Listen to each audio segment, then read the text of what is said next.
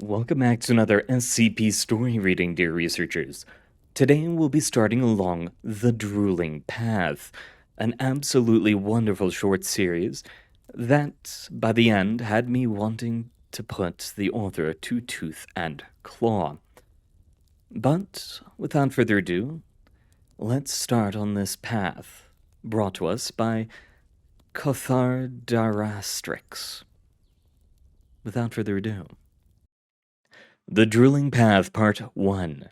He's gonna listen to the heart. Dr. Conrad Scott rubbed his eyes and groaned. He wasn't supposed to be listening to SCP-058. He'd already gone over the 30-minute limit in the containment procedures and would probably start vomiting cicadas or something at any moment. Conrad chuckled to himself, because after close to 20 years in the memetics division, people inevitably develop a very odd sense of humor. 058's gibberish wouldn't make him vomit cicadas. It wasn't even memetic, or at least not anomalously so. But he wasn't assigned to 058 because of his memetics experience. He'd earned the position with his other specialty: word salad. Although he had never quite liked the subject's unscientific name, it held great interest to him, both personally and professionally. For one reason or another, be it reality distortion, failed mimicry, memetic mind scrambling, or plain old brain damage, many anomalies, or the people they had affected, seemed to have something like aphasia. They said words, sometimes sentences, but never anything with a clear meaning. At least, it would seem that way to most people. Not to a memeticist, though. At least not always. Memeticists knew all about meaning, the fundamental denotions and connotations of words, sounds, and syllables, and all the ways they could be chopped up and mixed together, tossed like a salad. From that kind of perspective, understanding word salad was a bit like solving a jigsaw puzzle. Difficult, time-consuming, and sometimes very frustrating. But terribly fascinating all the same. Rewarding too if you could finish. That's why SCP-058 had become something of a pet project for Dr. Scott, insofar as a car-sized heart monster could be considered a pet anything. Maybe obsession was a better word. Yes, obsession, the so-called Heart of Darkness, fascinated him, though not because of its incredible destructive capabilities. They had plenty of unkillable, inexplicable monsters at the Foundation, but only one of them had been spewing vaguely nihilistic word salad 24/7 for the last, redacted, years. And every apocalyptic non sequitur, every doom-laden run-on sentence had been recorded. Conrad had heard maybe a third of the recordings. The 30-minute restriction made it impossible for him to listen to the whole thing, especially since he hadn't been assigned to 058 until many years after its containment. That moron, Ames Johnston, had been working on it from the start, but he wouldn't have known what to do with the word salad if you gave him a fork and a typewriter. Dr. Scott laughed again, flipping to the interview log in 058's file. Johnston had made a fool of himself, asking it its name and where it was from. Creatures like that, they don't understand concepts like names and places, at least not the way we do. Johnston was of the opinion that 058 didn't understand anything. He thought the speech was just some bizarre byproduct of its redacted origin, and it was nothing more than a mindless beast. A faster 682 that occasionally shot fire from its ass. 682 wasn't a mindless beast either, but Scott could understand why Johnston liked to pretend otherwise. The kind of thoughts that ran through a mind like that were completely inimical to a human's, but they were thoughts nonetheless, and Conrad had proof that Johnston would have seen immediately if he hadn't been so worried about a disemboweled D-class. The sensual violence of lust is all the assurance you will ever need to know the worth of life. That was a coherent, grammatically correct, and meaningful sentence, one of maybe a dozen that 058 had uttered over the years. There might have been more, but Johnston and his new assistant, what was his name, Jason, had those tapes. It frustrated Scott to no end that the key to crack 058's language might have been languishing in that knucklehead's desk drawer. But Johnston had seniority, both on the 058 project and in general. So the best Conrad could do was hope his rival was nearby the next time SCP 5229 decided to go for a swim. Dr. Johnston's seniority was especially annoying to Conrad because they were almost the same age. Really, if you'd seen them both, you'd have thought Conrad was the older one. His curly hair was fading and falling out, and a combination of bad genetics and worse decisions had left him joints that felt 10 years older than the rest of his body, which wasn't exactly young itself. But he supposed it could be worse. Listening to SCP-058's recordings didn't require much moving around, and 058 had a nice voice, really. Like something you'd hear in an audiobook. Maybe they should train it to read poetry. Then it might help him sleep instead of giving him nightmares. Maybe it'd put him to sleep anyway. I have crawled the trees with venom swings to the blind of Drooling Path. Dr. Scott sat bolt upright in his chair. Maybe he'd imagined it. He had been on the edge of sleep, and he had been listening a little too long. Just to make sure he'd heard right, he skipped back a few seconds and played it again. As he listened to another heart speak, his own was pounding. I have crawled the trees with venom swings to the blind of Drooling Path that flows electricity from eye to evening. There is no more than salvation in the bold mind of a husk that drinks only his kings. Dr. Scott pressed stop.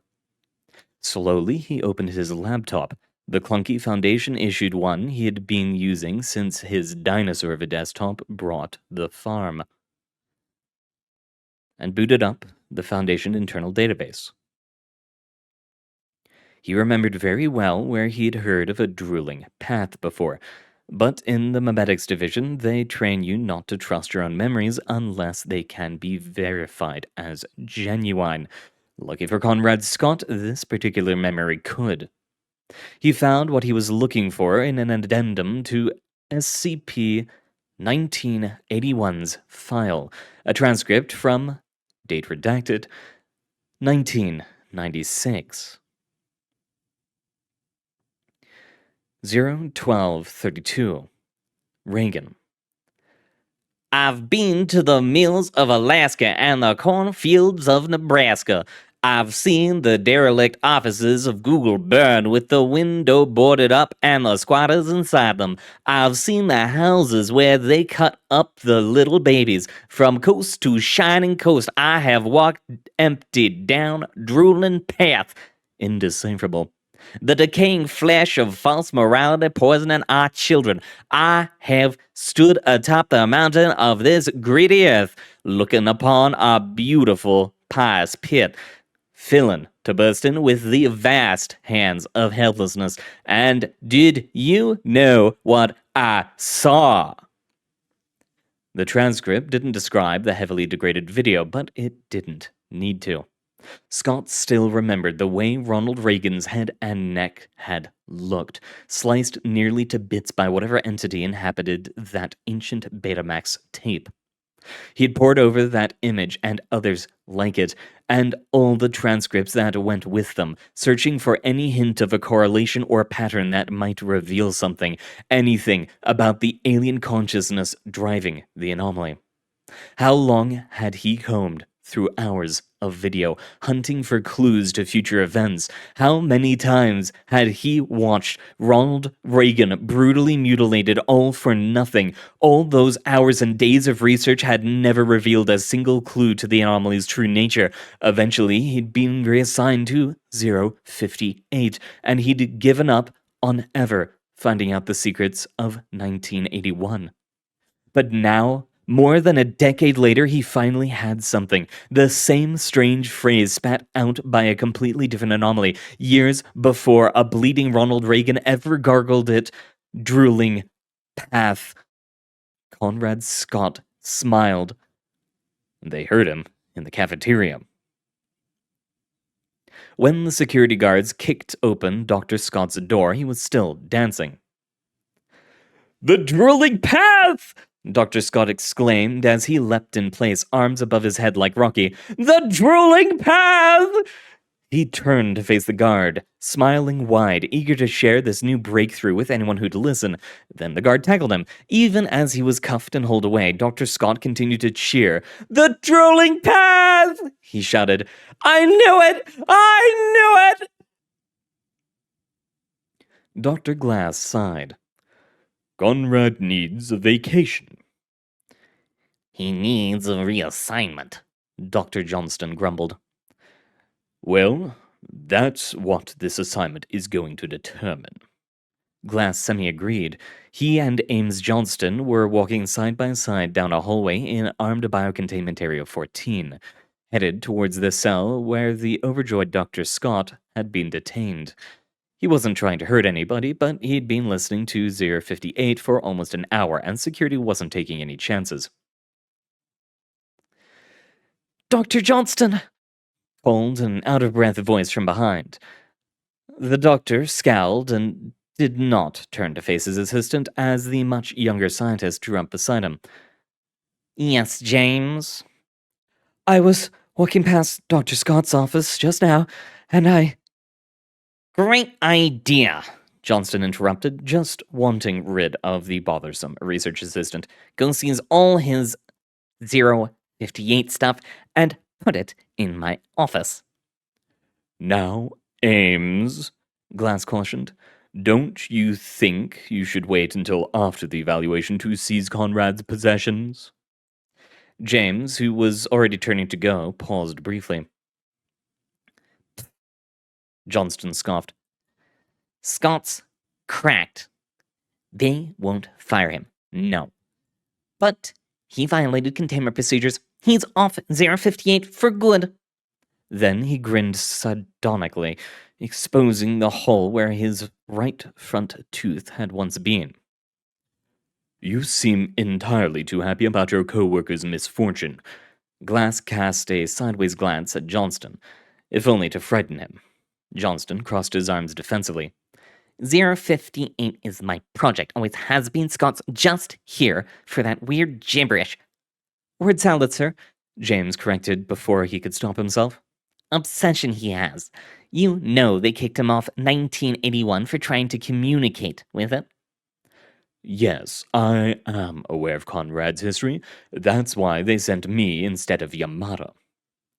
There was a brief pause, during which Johnston's eyes glided over to James, for the first time since he'd joined the conversation. "Is there a reason you're still here?" James, startled, then shook his head. "No, sir. Sorry, sir." Then he sprinted off, down the hall, to loot Dr. Scott's office. "You shouldn't treat him so poorly." Glass watched as James hurried off, drawing derogatory looks from passing staff.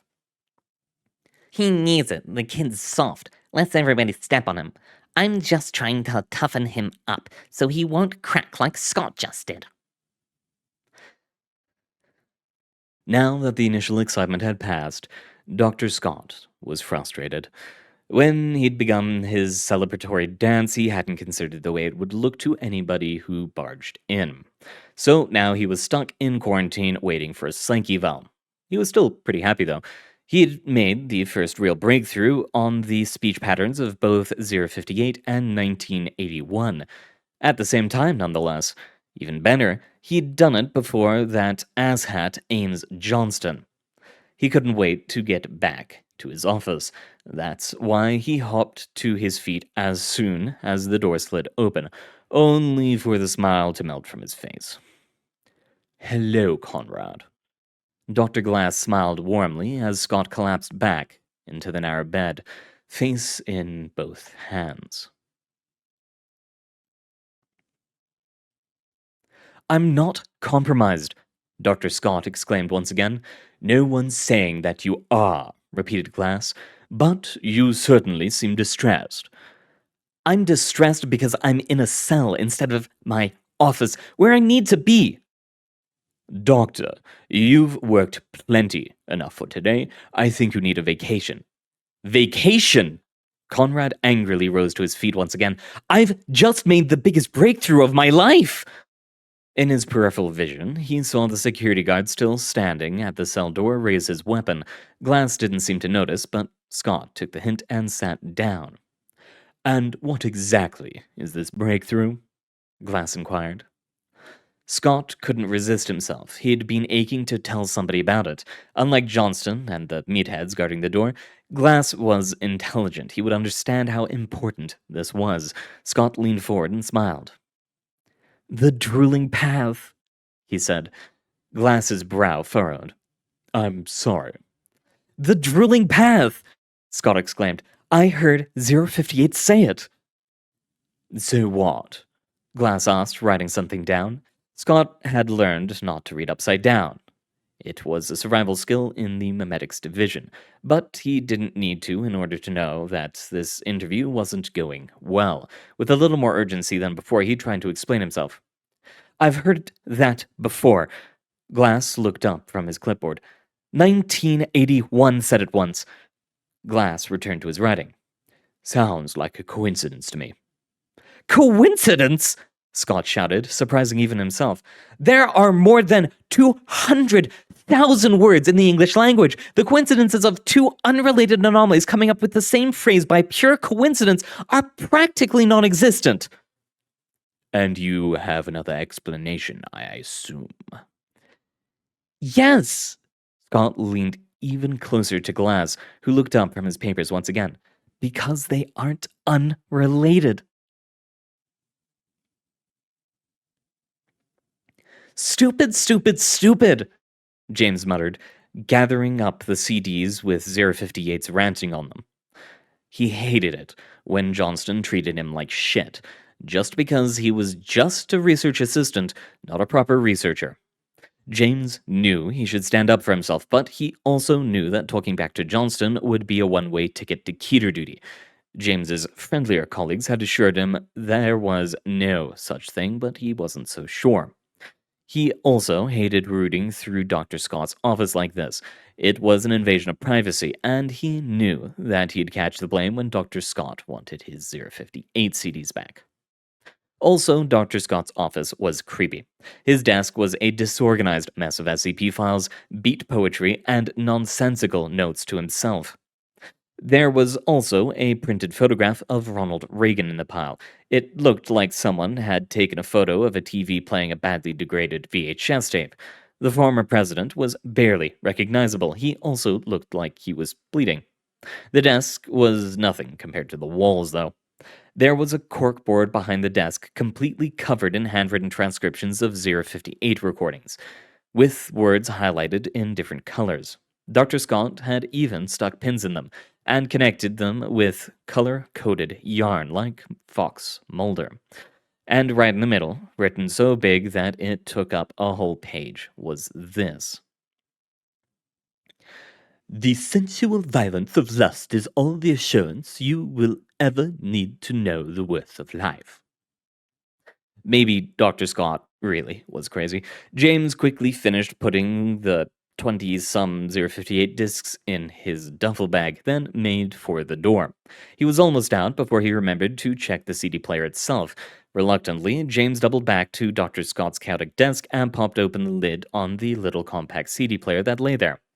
There was, indeed, another disc inside it. James was about to remove it, but something made him stop. He'd been working with Dr. Johnston for 6 months now, but he still hadn't actually heard any of 058's ramblings. As far as James knew, Dr. Johnston never listened to it at all. He looked up at the open door, then back at the creepy corkboard, then closed the CD player and sat down. Might as well, he said to himself. Could be my only chance to actually hear the damn thing. It was only fair. He was assigned to 058 too, after all. Then he pressed play. That's quite a theory. And I can prove it too. I just need to get back to my office. No, Conrad, you need a break. A break? But I'm so close. Why don't... I do, Conrad, I do. You really may be onto something, but the fact of the matter is you've been listening to 058 far too often lately, and it's draining your mental health. I'm fine. Instead of arguing, Dr. Glass produced his cell phone and showed Scott a photo of the corkboard behind his desk. Dr. Scott started to argue, then deflated. Okay, maybe I have been working a little too hard. That's okay, Conrad. Most people don't work hard enough. But you've done a good job today, and you deserve some rest. I suppose. Glass knew damn well that Scott wouldn't be able to rest, not until he knew more about the Drooling Path, but he couldn't say that. Dr. Glass stood up. I'm going to recommend that you be given the week off. Go to the beach, see a movie, stay at a hotel. Just get out of the godforsaken office, all right?